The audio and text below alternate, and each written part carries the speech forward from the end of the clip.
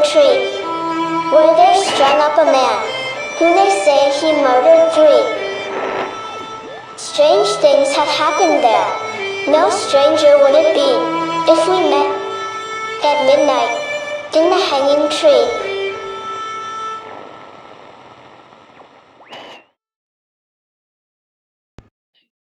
Welcome to the show. I'm your host, as always, Chris James, until someday when I'm not. I catch my cats sitting around the coffee maker, staring at it as if they're trying to figure out how it works. If they ever do figure it out, they may take over the world.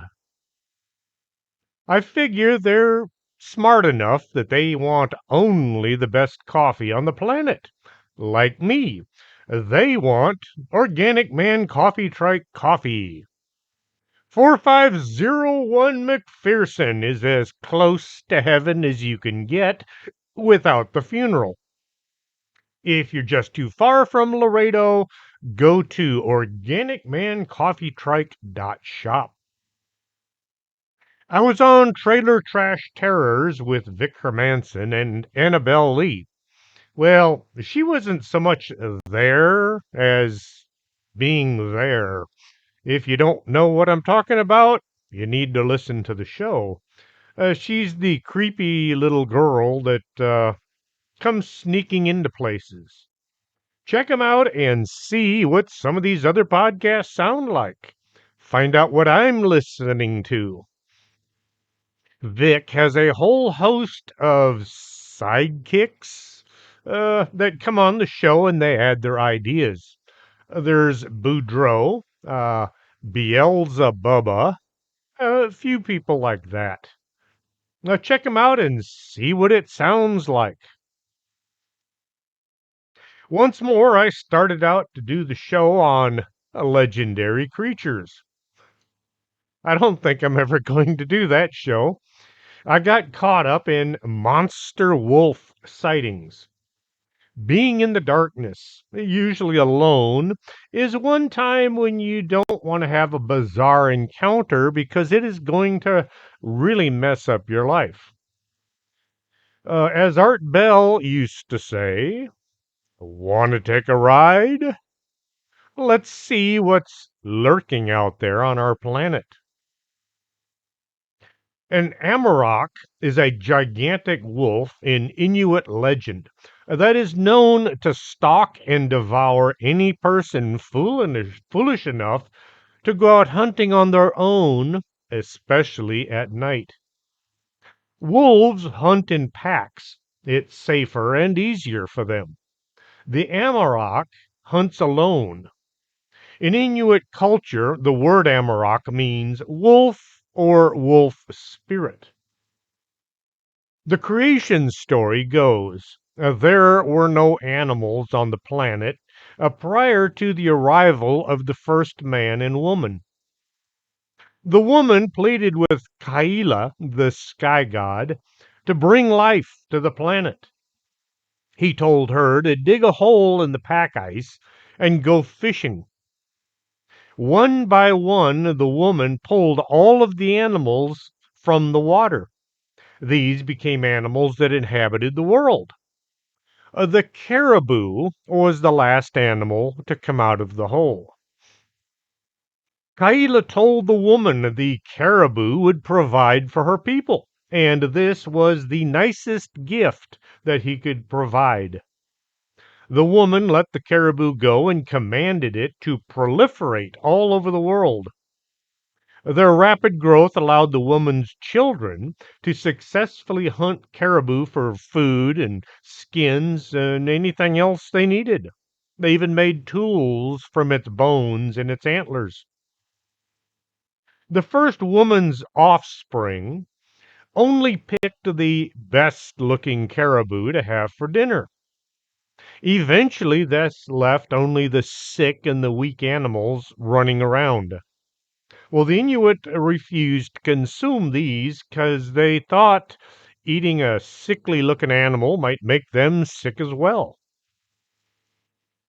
When the first woman asked Kaila for help, Kaila went to see Amarok, the wolf spirit.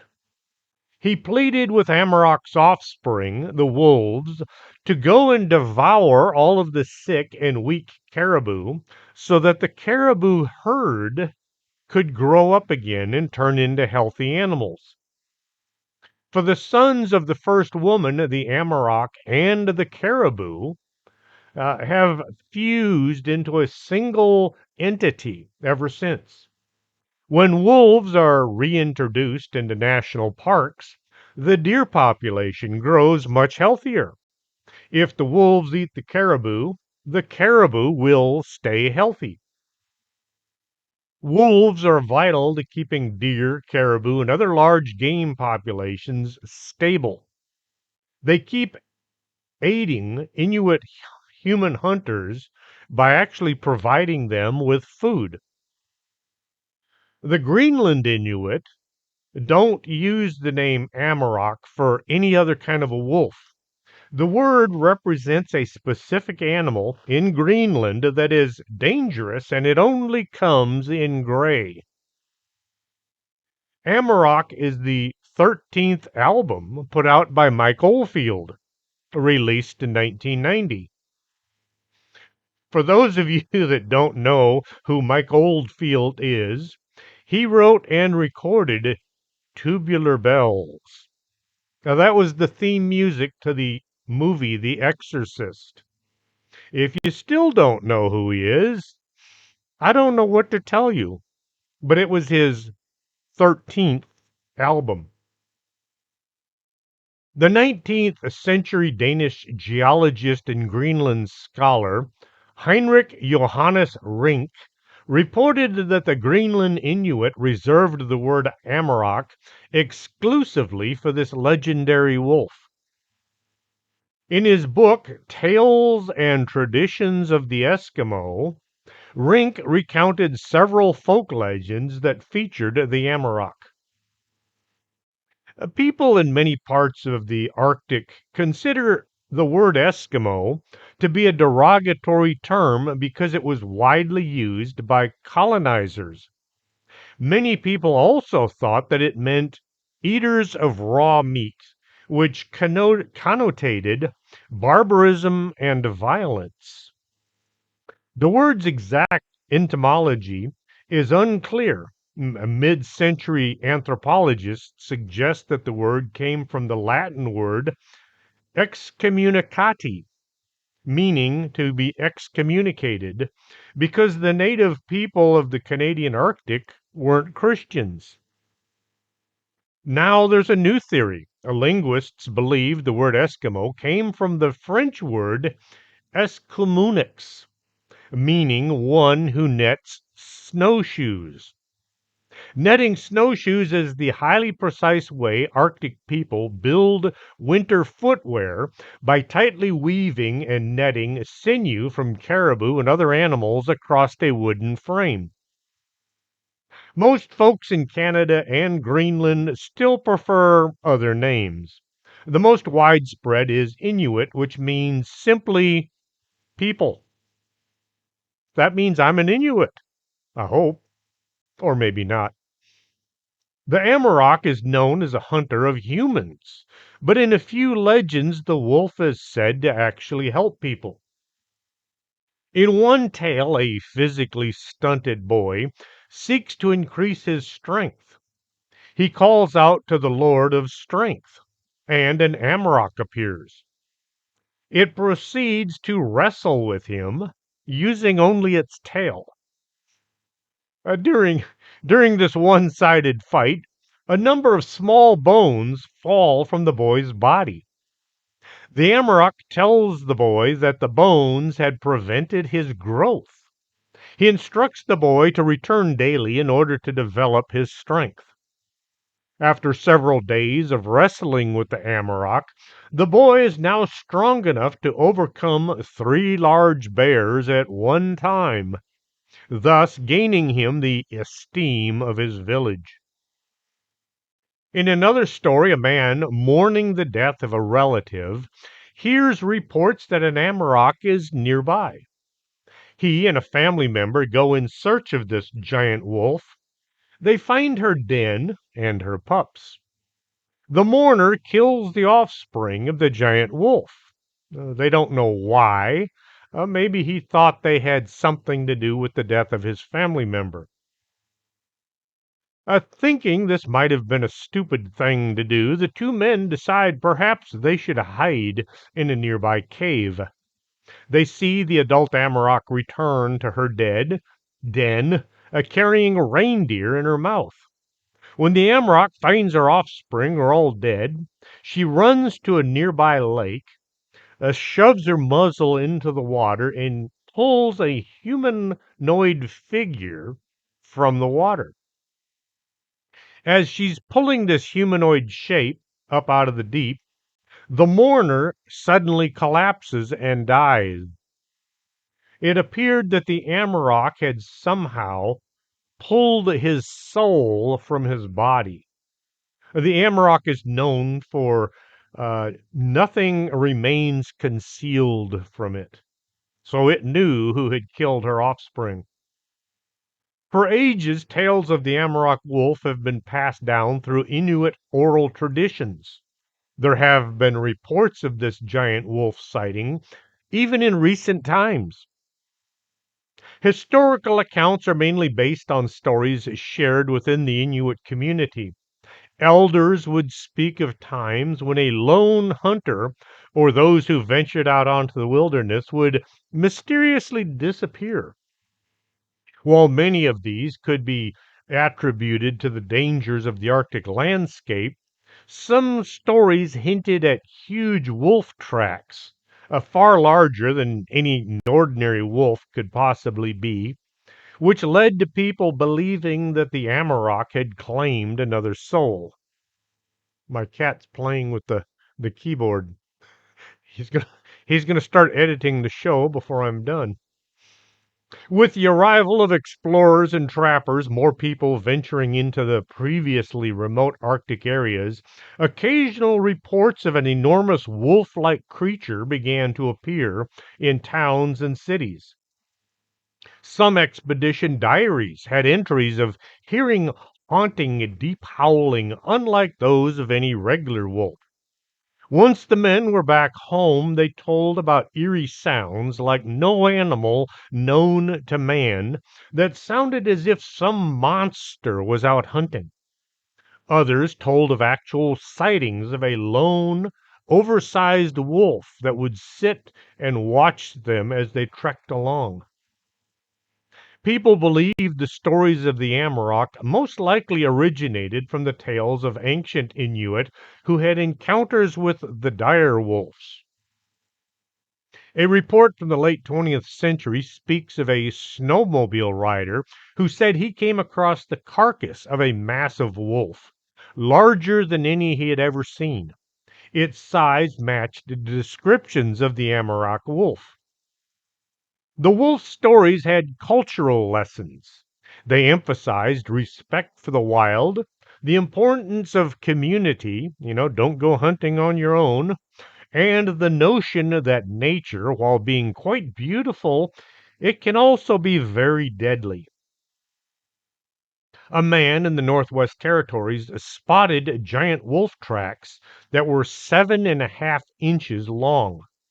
A good sized wolf will be almost 4 inches, the tracks. His name was Ron Doctor, and I kept referring to him as the doctor. He was not a doctor, that was his last name. Ron Doctor was driving along through the snow covered Northwest Territory when he spotted something in the fresh snow. This was the time of the year when the sun would only peek up over the horizon for a few hours. I couldn't live up there, even though I like it better when it's dark out. Just the idea of the sun going down and not coming up for a long time, it reminds me of a vampire movie, maybe, which, yes, I saw it. Anyway, Doctor was having a difficult time seeing the tracks because it was dark out and it was way too cold to get out and go take a closer look. So he spotted the location, he marked the location, and then he headed on home. When the sun did come up and bring the temperature up a few degrees, he drove back to the location where he'd seen the prints. The wolf tracks were twice as big as any known animal of the area. A veteran wildlife officer tried to think of any animal that might have passed this area, leaving huge prints. He came up with zero.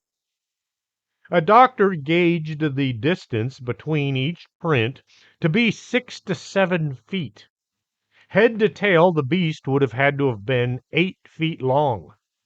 He placed his left hand next to the giant wolf print for scale and took a photograph. Typical northern male wolves might get up to about 6 feet long. Now, that includes the tail. They can run between 40 to 140 pounds. Females average about 20 pounds, 20% smaller than the males. The largest wolves are found in central Canada, Alaska, and northern Asia. Doctor lives in Tulita, a remote village of about 450 people, at the junction of Great Bear and the Mackenzie River. The Mackenzie River was named after the Mackenzie brothers. No, it wasn't. The Mackenzie is the longest river in Canada. The Mackenzie brothers drink beer and make bad movies. There's no reason anybody would ever name a river after those two. Yes, I've seen the movie a couple times. It's called Strange Brew. If you've never seen it, well, it's good for a laugh. It's good for several laughs. 1939, an Alaskan hunter once killed a 175-pound wolf. There were a lot of other wolves that were killed that came in at about 140 pounds. People have been killing wolves since they figured out how to do it. Wolves are called man-eaters and voracious predators that will hunt down and kill anybody out in the winter, out in the wilds of the Americas. Wolves have killed so many people. I had a hard time compiling a list of them. A 2002 report prepared for the Alaska Department of Fish and Game found no, as in zero, human deaths in North America that could be attributed to wild, healthy wolves from 1900 until the year 2000. The numbers of humans killed by wolves has increased by 200% since then. November 8th, 2005, searchers recovered the body of a man in northern Saskatchewan.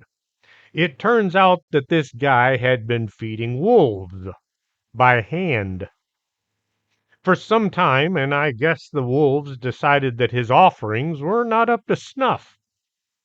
On March 8th, 2010, the body of a woman was found along a road near a rural Alaskan community. Wolves have far more to fear from man than man has to fear from wolves. In the spring of 2020, the government of Northwest Territories spent more than $320,000 to shoot wolves from helicopters to protect the Bathurst and the blue-nosed East caribou herds. In 2015, the territory began offering a $200 reward for each wolf carcass brought in. In a few years, the folks in the north will be paying out more taxes to help rebuild the wolf population so that the elk and the caribou herds will improve once again. Just about every one of our problems today were a solution a few years ago. Government at its best. Many of those dead wolves wound up in Yellowknife. Dean Clough is a local wolf expert. He holds a master's degree in zoology and decades of experience in studying wolves. Clough has amassed a collection of hundreds of wolf carcasses, scientific samples from which he is able to determine a wolf's size without actually seeing the animal in person. Hunters don't always deliver the same kinds of samples. Some carcasses have been skinned, some not. Others are missing tails or paws. I guess a wolf paw is the new good luck charm. What's more, wolves can pack about 20 pounds of food in their stomach at any one time. Hey, I know a few people that can do that. If you kill a wolf when it's hungry, it's going to weigh about 20 pounds less than if you kill it after it's eaten. Clough has seen a doctor's photos, but he can't come up with an actual size based on the photo. If the wolf had passed by on say, a warm day, the snow might have melted just a bit. In Farley Mowatt's 1963 book, Never Cry Wolf, he describes the lives of wolves in northern Canada, and he blamed shrinking caribou numbers not on the stigmatized wolves, but on stubborn humans. We have doomed the wolves not for what it is, but for what we deliberately and mistakenly perceive it to be. The mythologized epitome of a savage, ruthless killer, which it is, in reality, no more than a reflected image of ourselves. Meanwhile, modern-day Amarok, impossibly large yet invisible to humans, may roam Canada's tundra in search of prey. Clough, for one, isn't afraid of wolves. To him, they mark a thriving ecosystem. Wolves signify life. If you've got wolves, he said, you've got real wilderness. I get a kick out of those commercials telling us the poor polar bears need our help. More people are killed by polar bears each year than all the folks killed by wolves. You won't see a polar bear drinking a Coke, but you might see one gnawing on somebody's leg. Where are the commercials saying the wolves need your help? For some odd reason, they just don't get the same attention from those people. I really believe those people just want your money. In late 2015, in northern Saskatchewan, Canada, a hunter filmed an encounter with an animal zoologists have yet to identify. The clip shows a white dog named Trigger barking at something that is lurking in the grass. You can see a black head peeking up from the brush. It looks kind of like a wolf's head. The creature suddenly lunges at the white dog, which, being an intelligent puppy, he retreats. As the attacker comes into full view, it becomes an enormous black wolf-like creature. It appears to be more than twice the size of the white dog. The animal is so big that some people have dubbed it a dire wolf. While a dire wolf isn't actually a cryptid because they actually did exist and they have been thoroughly documented, this mysterious thing is that dire wolves were thought to have gone extinct in the early Holocene period about 9,000 years ago. Also, the boys in the white lab coats say that dire wolves weren't all that big. They were about the size of a modern-day wolf.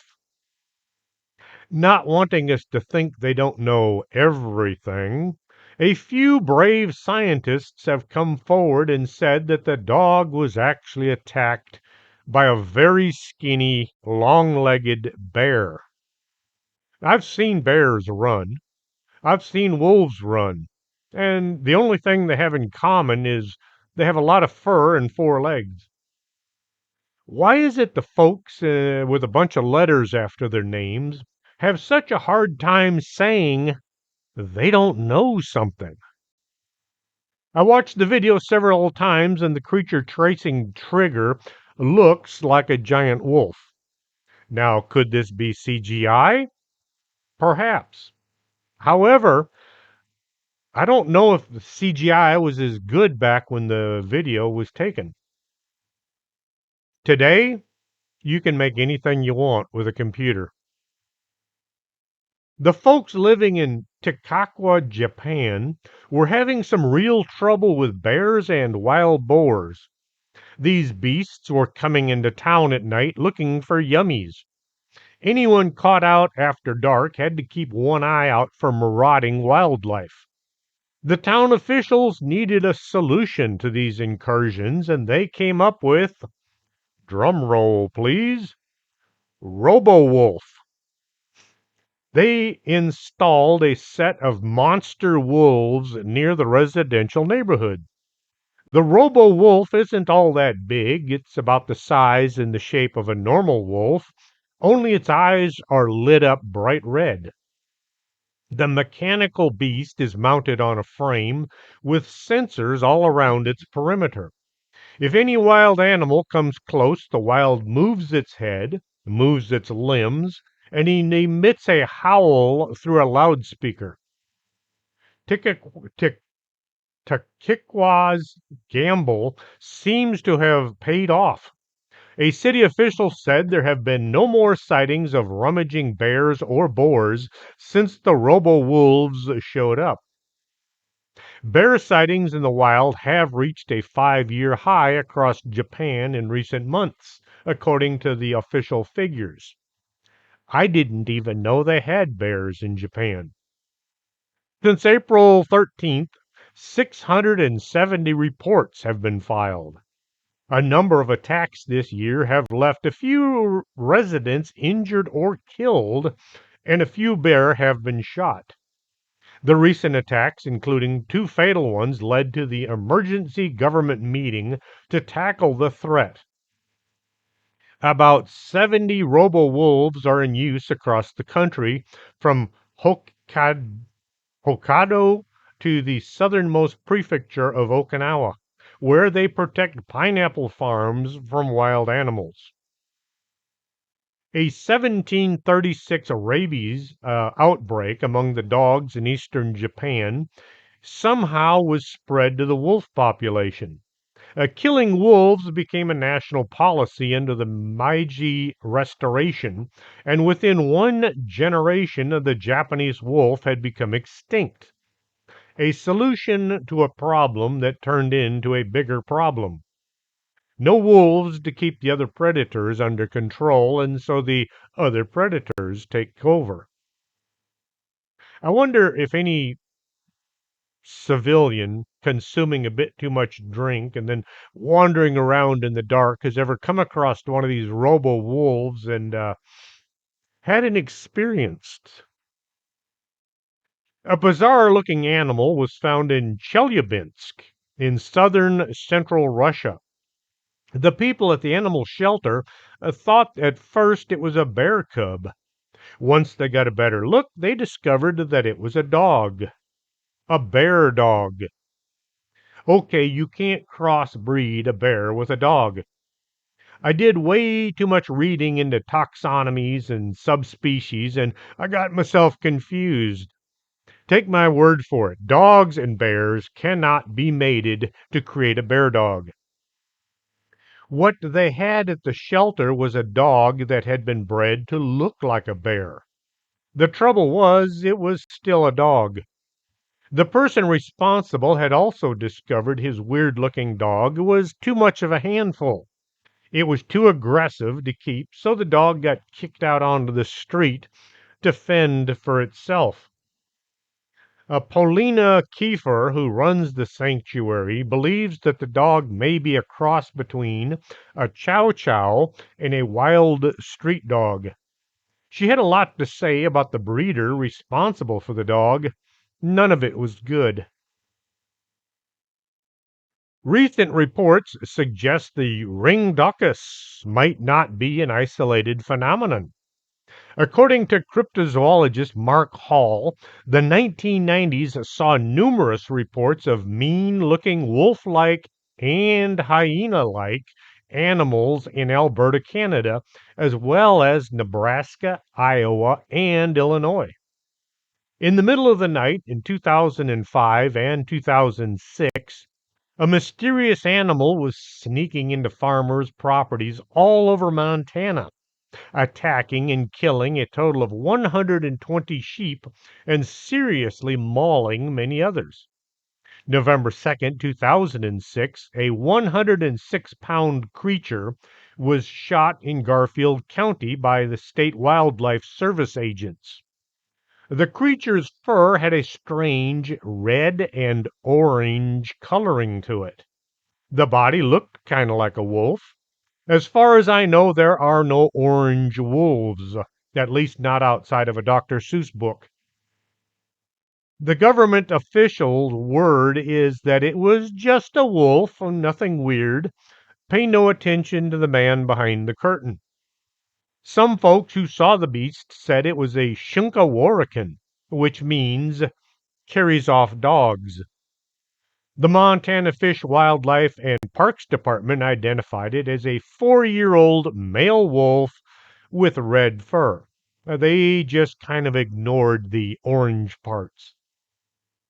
Lauren Coleman theorizes the Shunkaworakan, which was called the ringduckus when one was shot in 1886, might be a relic Borophagus. A Borophagus means voracious eater. Can y'all hear my cat going nuts in the background? She does that all the time. The Borophagus means voracious eater. Now, these were hyena-like dogs known to have lived in northern America during the Pleistocene era.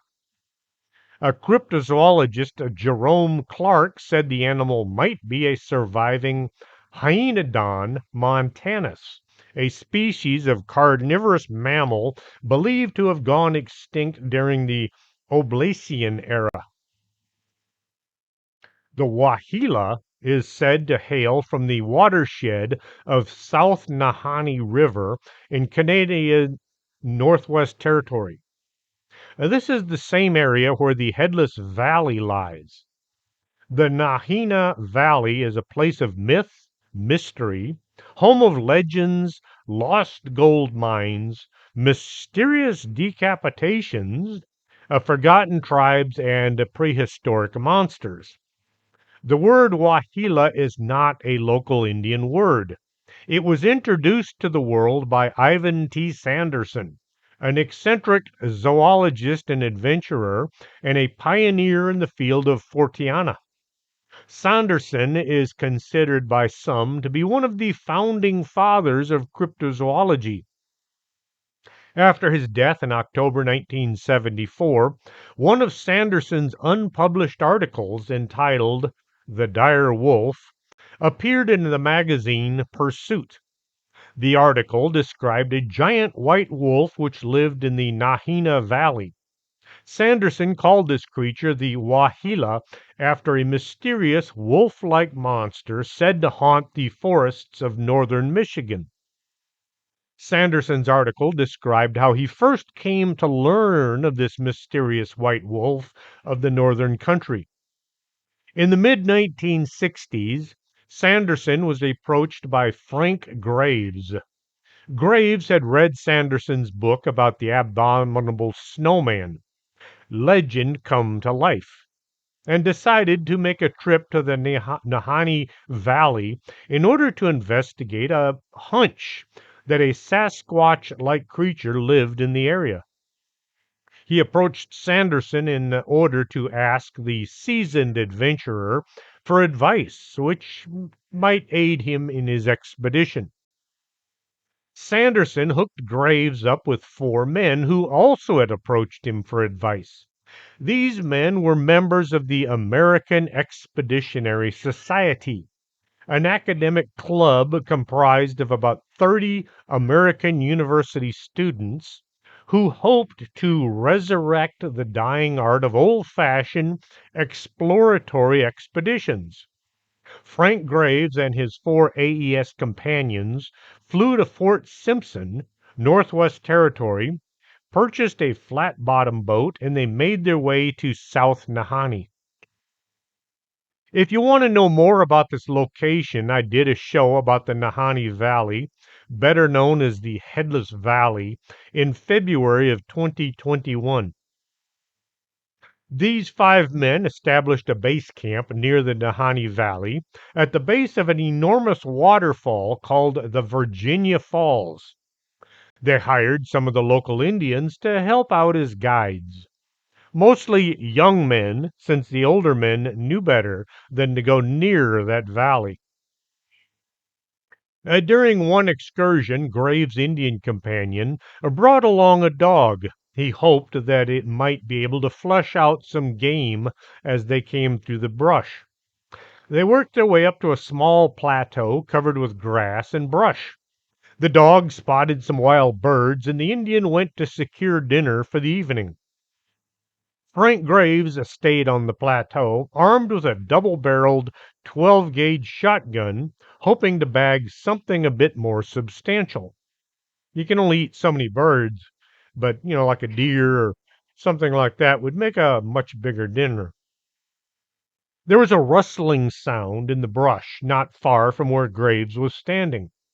Thinking that the hunter's dog might be approaching, he didn't raise his gun. An enormous, snow-white animal stepped out from the brush. Graves thought that he was looking at a polar bear at first. When he looked closer, he saw that it was more like a giant dog. It stood on long, skinny legs, more like a dog or a wolf. It had a wide, flat head and short ears. Graves panicked and fired both barrels at the creature without really aiming too well. The animal acted as if the shotgun blast was nothing. He brought the gun up and fired a second time at the creature. It simply turned and walked back into the brush. The Indian guide returned thinking that perhaps Graves had killed something for dinner. When Graves told his guide about the giant white thing that kind of looked like a wolf, the Indian said it was time to get the heck out of there. The 2 men hustled back to the river, jumped in the boat, and went back to the camp. Only once back amongst the group did the Indian guide relax a bit. He proceeded to tell Graves that the thing that he had shot at wasn't a real wolf, but a creature of unknown origins. Had the creature wanted, it could have killed Graves and eaten him without any fear of injury from the man's weapon. This monster wolf, there's no other way to describe it, lived alone in the northern reaches of Canada. It hunted anything that came into its range.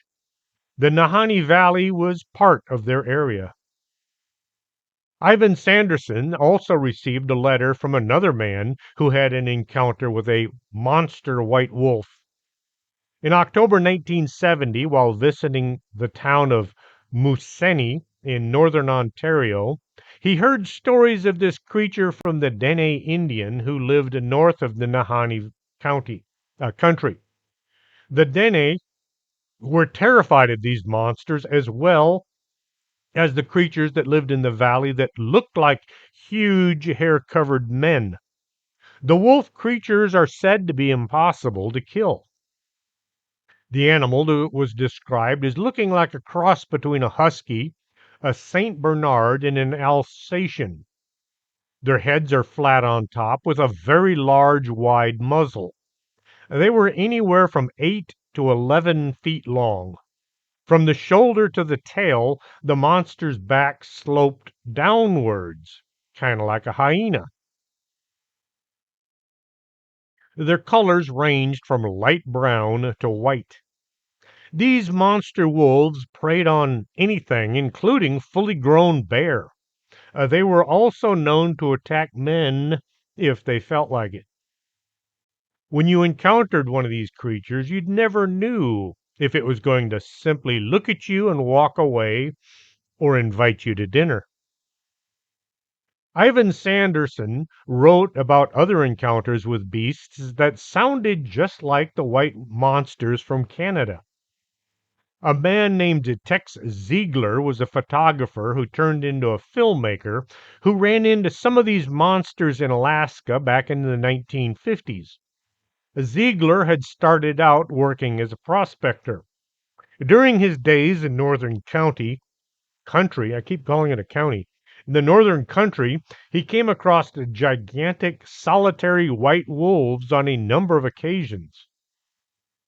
Another report came from a Paul W., who worked in the outdoors. He described an enormous white wolf which he and his friends encountered in the wilderness of northern Ontario. He estimated this animal, which was feasting on a moose, weighed at least 200 pounds. It had a large, broad head, and its front legs were longer than the rear legs. It did not look so much like a wolf and was larger and more robust than even the alpha male wolf should be. Its tracks were at about 8 inches wide. Ivan Sanderson, in the book The Dire Wolf, says the great white wolf is an amphictyne, an ancient bone crushing canid commonly known as a bear dog. Now, it's not a cross between a bear and a dog, it's simply called a bear dog. These animals were neither of these two creatures, but some of them were the size of the largest bear known to man, as some had dog like features. It is believed that these creatures died out sometime in the Miocene era. Another theory is the Wahila is the same species or closely related to the Shunkawarrican. The ringduckus is much smaller than the great white monster wolf reported in the subarctic and has a completely different physiology. Both animals are mysterious canids that appear to be very difficult to kill and to be endowed with the ability to crush bones. Now, what kind of an animal can you think of that has longer front legs than the back legs, has kind of orangish colored fur, and can crush bones with its jaws? The hyena is the only thing I can think of. I almost wound up doing this entire show on monster wolves. Then I found these stories. Still not a show on legendary creatures, but at least the last couple of stories aren't about monster wolves. Three young sisters, ages 18, 15, and 13, were on their way to visit their grandmother. They're going through the wolves. Try that again. They're going through the woods to visit Grandma. Does that sound like Little Red Riding Hood just a bit? Okay, three young sisters are on their way to visit their grandmother, who lives in the farm right next door to theirs, but it is a couple miles away. They're using an ATV to get there since it's a bit of a long walk, motoring through a bunch of fields. The route they usually took involved opening and closing several gates. If you've never worked on a ranch or a farm, some of these gates have to be forced open and closed. You had to lift them off the ground and drag them back and forth through the dirt. Hinges were sometimes rusted or even missing. To make their trip less physical, seeing as the eldest was doing the driving and the gates would have to be manhandled by the two younger girls, one of the sisters suggested they take a bit of a longer route that would take them out past several of the fenced-in areas and get them to the same destination. They drove out to the far end of the field and swung around past the end of the fences. As they're about halfway across this field, they saw a creature sitting on a small hill. Once they were close enough to get a better look, they thought this was some man. The driver reduced their speed, wondering who was on their family's property. The three ran through the possibilities. Maybe one of their uncles had been working the field. The man was squatting on his heels. The best description was kind of like how Spider-Man sits on a rooftop. Now they could see this thing was tall, skinny, and completely naked. The head looked more like it didn't belong to any human, maybe some kind of an animal. The skin was pale gray. Its arms and legs were way too long. By this time, the ATV had come to a stop. The three watched as this creature, it definitely wasn't a man, stood up. This was just too weird, so the girls decided it was time to get where they weren't, someplace safe. The creature seemed to spot the three, and it came running at them, its arms swinging back and forth, nearly touching the ground. It ran more like an animal than a person. The driver put the ATV into a fast turn and got them heading back to their house. They got to the end of the fence line and turned a corner. This was the last that they saw of their pursuer. Not seeing it didn't make them feel any better. That thing had been fast. Maybe it was trying to get ahead of them on a different trail. They flew along the path back to their home. Crashing onto the porch, the three ran through the door. They all tried to tell their parents about this weird monster, all speaking at the same time. Once the story was out, their parents came to the conclusion that maybe they were running from somebody who just looked suspiciously like a monster.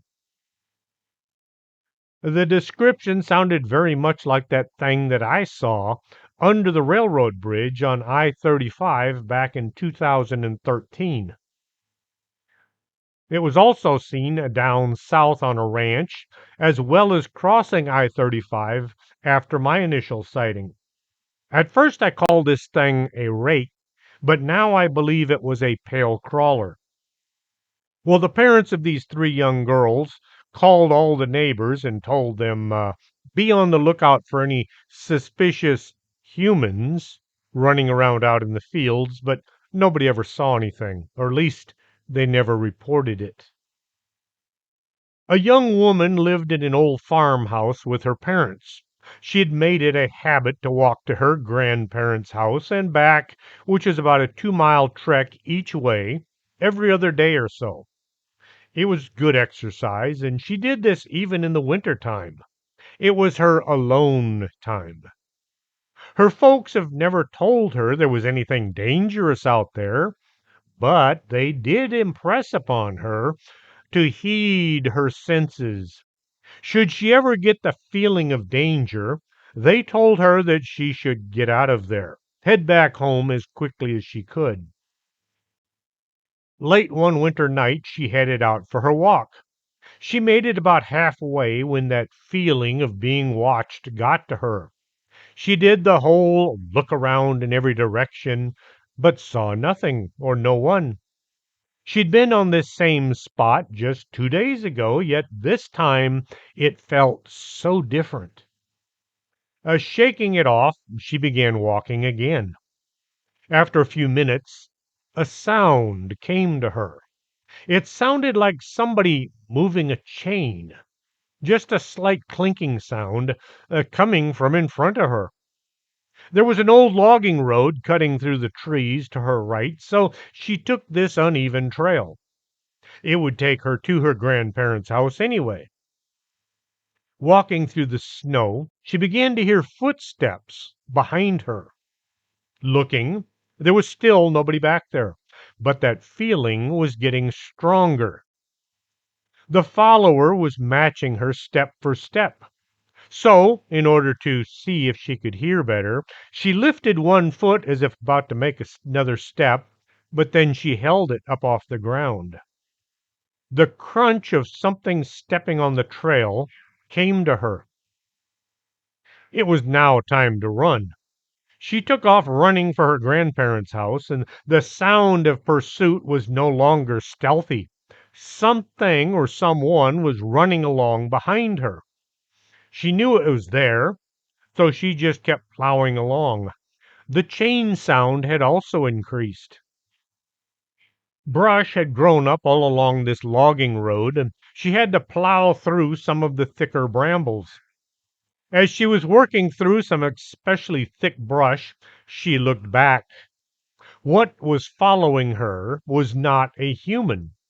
It was tall, gray, with unusually long arms and legs. This got her to running as fast as she could go, no longer slowing down for the thorn bushes, just plowing right through them. Running through the snow, breathing cold air, a refuge looked to be unreachable. She felt as if this inhuman thing was going to pounce on her before she could reach the safety of her family. Her grandfather's dog was sitting on the porch, and it began growling and barking as she approached, but it didn't come to her rescue. As she stumbled up onto the porch, the dog bumped up against her legs, nearly knocking her off her feet. She grabbed the doorknob, hoping it was unlocked, opened the door, and fell through. The dog ran past her, whimpering as it went. The young woman swung around and slammed the door shut, locking it. Both her and the dog were shaking very badly, and her grandfather came running to see what all the noise was. When she saw him, all the fear came flowing out. She told him about seeing that gray creature. Her grandfather told her to not think about it, don't talk about it, and stay out of the woods from that day on. There are many legends of creatures you're not supposed to talk about. Just by focusing on them, you will draw them to you. Maybe this is why her folks had told her to pay attention to her senses and run if she felt the need, yet they never actually mentioned why. In New Mexico, three young men were out doing what young men do when together, driving the back roads and talking about all the things they wished they had. Eventually, they got headed for one of their homes. The area around them was flat scrubland. It was late at night, but there was a moon, so they could see the sides of the road.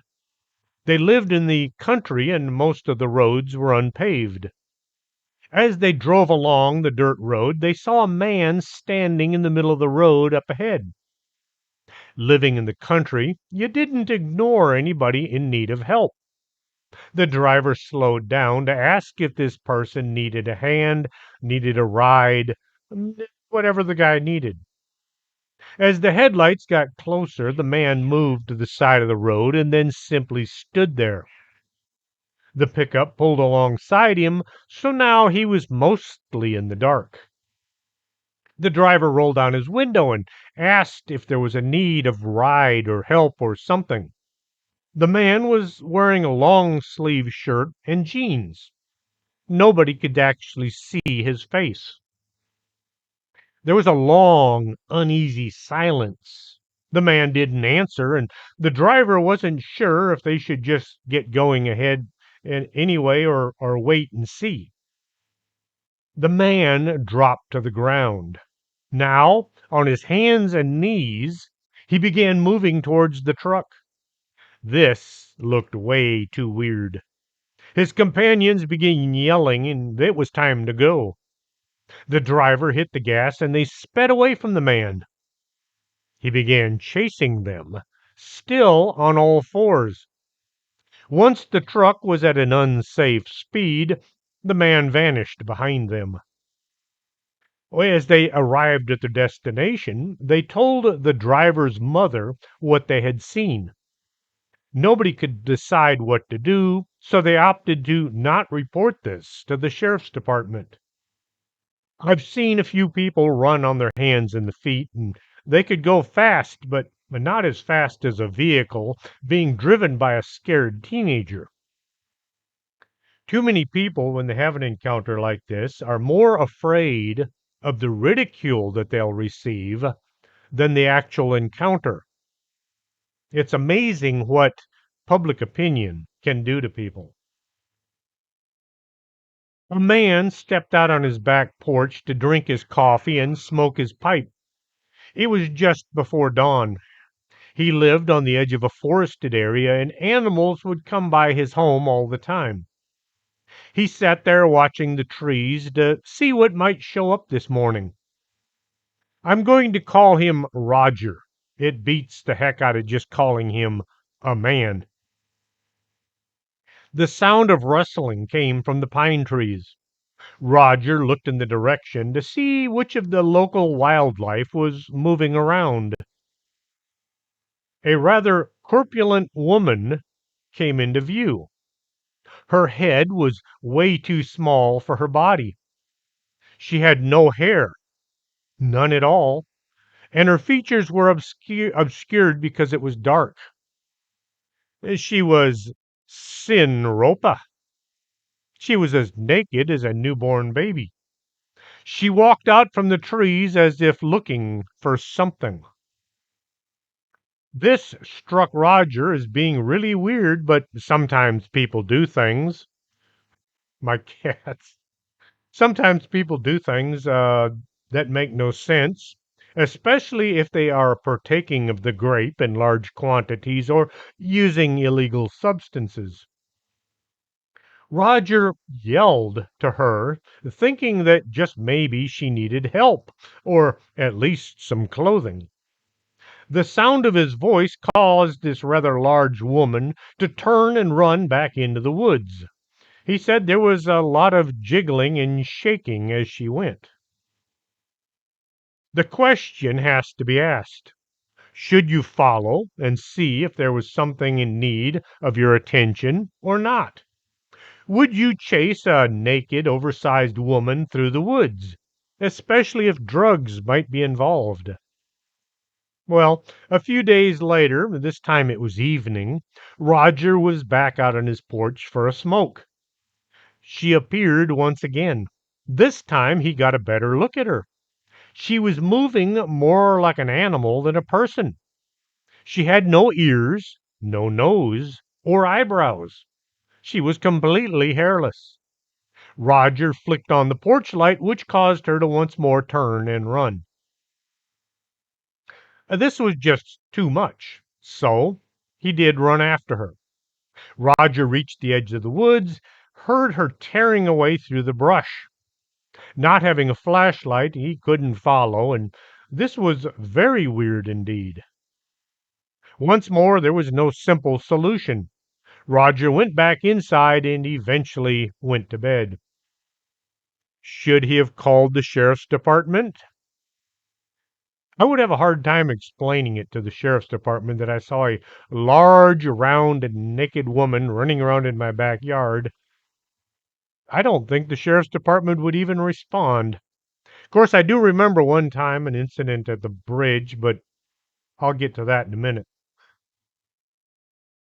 Roger went to bed. He was awoken in the middle of the night to the sound of his cat growling and scratching at the window.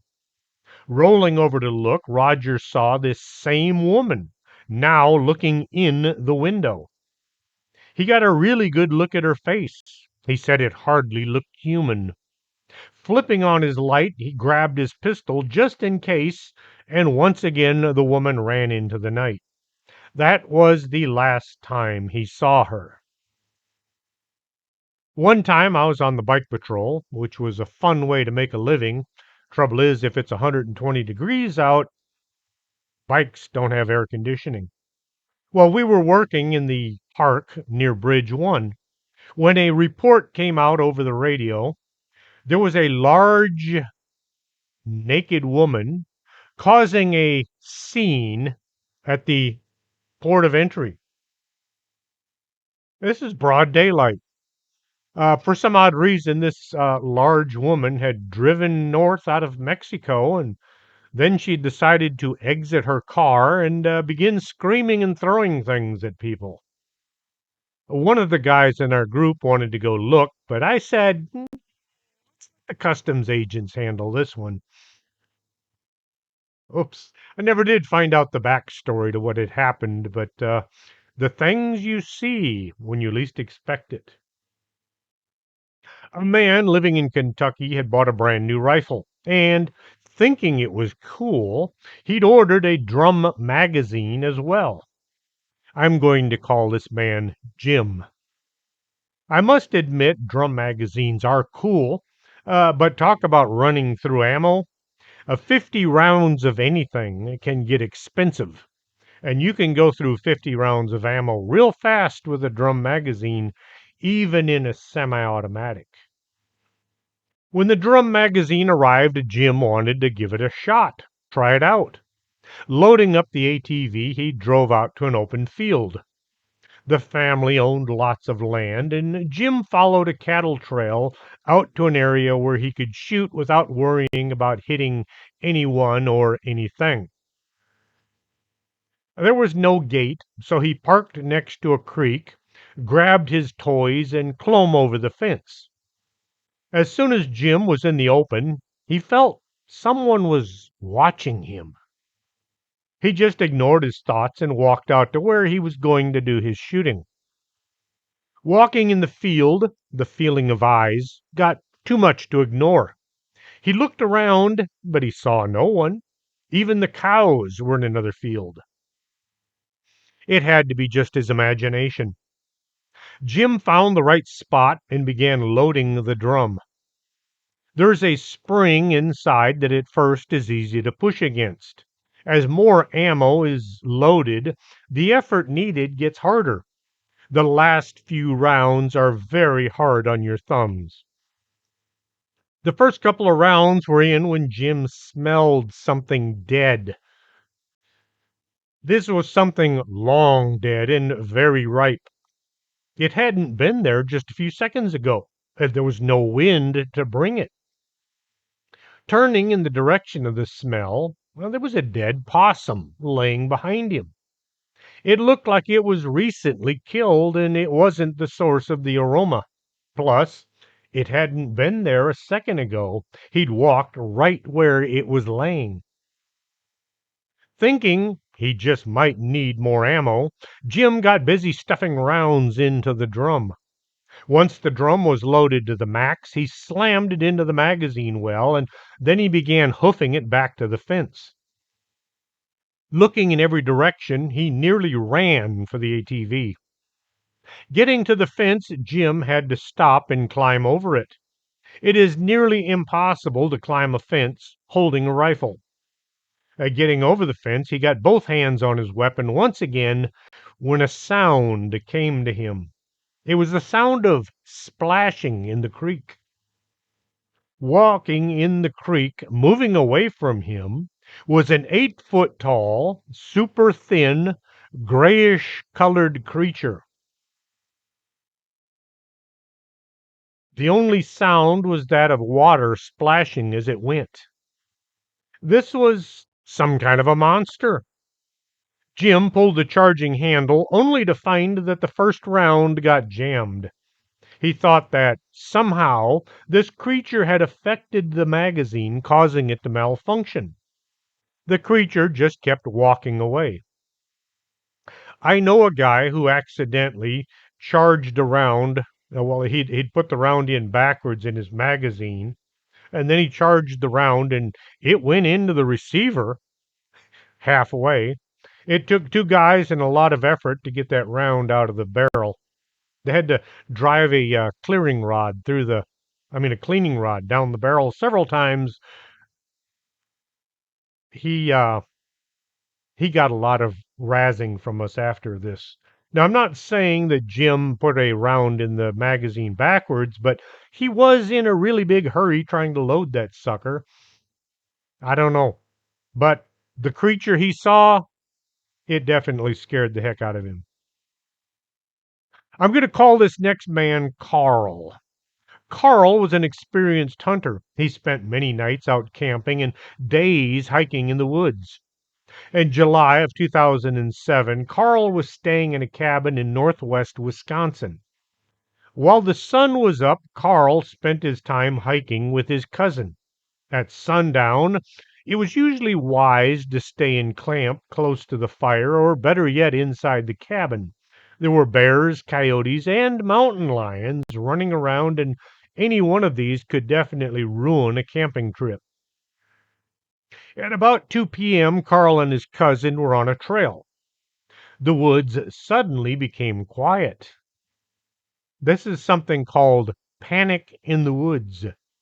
All the creatures know that the top of the food chain has arrived, and it's best to not draw attention to themselves. Carl and his cousin looked around, trying to see what dangerous animal might be close by. Not far enough away stood a huge wolf. It must have weighed 300 pounds, and it was panting the way an animal will do when trying to get a scent. Looking closer, they could now see that this wolf was standing on its back legs. Carl told his cousin it was best they got the heck out of there, fast as possible, without running. You never run from a wild animal. They will chase you. If you want to know why a wild animal will chase you, it's because you're running. And you're probably running because there's a wild animal chasing you. It's a catch-22. As they started walking quickly away, the wolf dropped to all fours and it began to run after them. The idea of quickly walking turned into a full, all-out run for their lives. The two ran for their lives with the sound of a giant wolf getting closer. Surprisingly, as soon as they cleared the tree line, the wolf stopped chasing them. This didn't get them to stop running. They kept going until they were back inside the cabin. Carl said this was not a bear. It moved like a wolf. He believes that he and his cousin had somehow escaped from a dog man. John, if you're listening, here is something to keep in mind up there in the northern states. In southwest part of Virginia, there is a pack of killer monkeys. Legend tells of a pack of devil monkeys that have been seen by many people. Reports say that these creatures look like giant baboons, standing over 6 feet tall, with muscular back legs like a kangaroo and a long, thick tail. Their eyes glow red and they stand out especially in the dark. To make things even more exciting, these creatures don't like humans. 1994, a woman from Ohio was driving through Virginia just south of Roanoke. It was about 2 a.m. and it was raining. She was on a small 2-lane road. As she was driving, a huge baboon-looking creature jumped onto the road right in front of her. It crossed the road and vanished into the brush on the side. She said it didn't see her or seem to care that she was seeing it. She described this creature as a monkey-wolf hybrid type creature. It was covered with short, sleek black hair. It stood on its hind legs at about 6 feet tall. It had pointy ears, a flat snout, and a long, thin tail. Years later, a family was driving near Saltville, Virginia, about 100 miles west-southwest from Roanoke, when a pack of wild monkeys attacked their car. These creatures came running at them, screaming and waving their arms in the air. Not knowing what was happening, the car was soon surrounded by these things.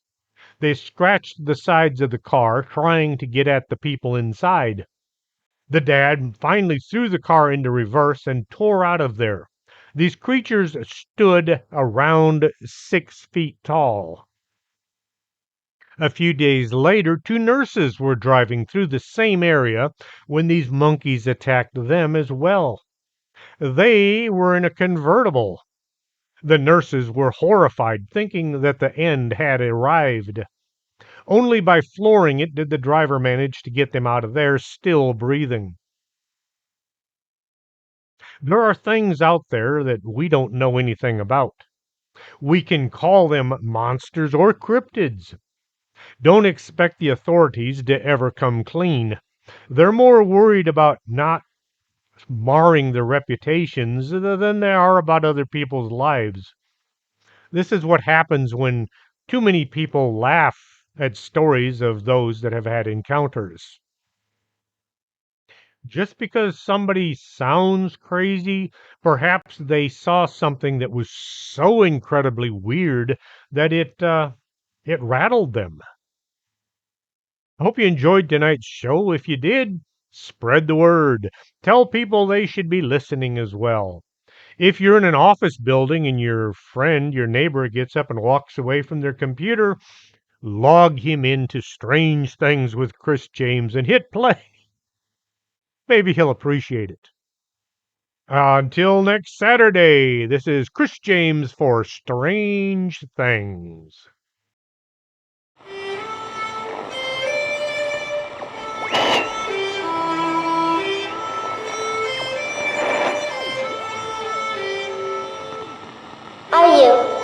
Are you coming to the tree where they strung up a man who they say he murdered 3? Strange things have happened there. No stranger would it be if we met at midnight in the hanging tree.